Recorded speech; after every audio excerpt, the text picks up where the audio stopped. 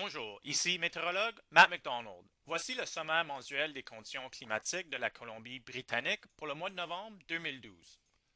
Commençons par regarder une carte qui illustre le pourcentage des précipitations moyennes pour le mois de novembre. Les teints en vert sur la moitié sud de la province indiquent que ces régions ont reçu des quantités près des normales mensuelles. Les teints en jaune et orange sur le centre de la province indiquent des conditions beaucoup plus sèches avec seulement 40 à 60 des quantités moyennes. Ce diagramme-ci montre l'accumulation de pluie à Vancouver pour le mois de novembre. La ligne en noir indique l'accumulation moyenne de précipitations, alors que la ligne en vert indique la quantité observée. Rendu à la fin du mois, on voit que l'accumulation totale de 163 mm était tout près de la moyenne, soit de 178 mm. Dans le diagramme du bois, les colonnes vertes indiquent l'accumulation journalière de précipitations. On peut voir que la pluie a été relativement continue tout au cours du mois avec plusieurs tempêtes qui ont livré entre 10 et 15 mm par jour.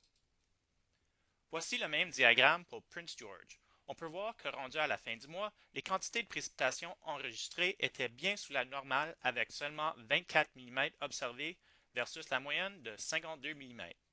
Malgré le passage de plusieurs systèmes dépressionnaires, l'accumulation journalière n'a jamais dépassé le 5 mm. Passons maintenant à Fort St. John. La première moitié du mois a été relativement sèche, n'ayant vu que des accumulations très légères. Durant la deuxième moitié du mois, deux systèmes de bonne envergure sont venus amener le total à 52 mm, soit près du double de la normale de 28 mm. Le mois s'est terminé avec une tempête de neige qui a livré 28 cm en 3 jours. Regardons maintenant les températures. Ce diagramme-ci montre l'écart quotidien de température par rapport à la normale à Vancouver. Les colonnes rouges représentent des journées plus douces que la normale et celles en bleu des journées plus froides.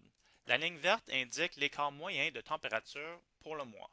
Nous pouvons donc voir que la température a été relativement douce en novembre, tout comme le reste du sud de la province.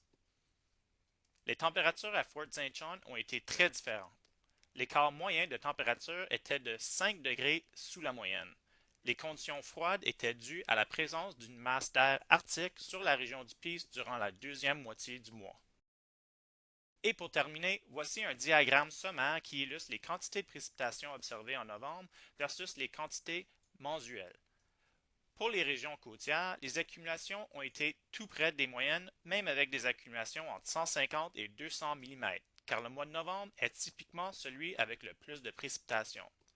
Sur l'intérieur de la province, les conditions étaient beaucoup plus sèches, même en comparant avec les moyennes. Et pour la région du Peace, on a vu près du double de la quantité normale de précipitations grâce à la tempête de neige qui est passée à la fin du mois. Si vous avez des questions, des commentaires ou des suggestions, n'hésitez pas d'envoyer un courriel. Merci et au mois prochain.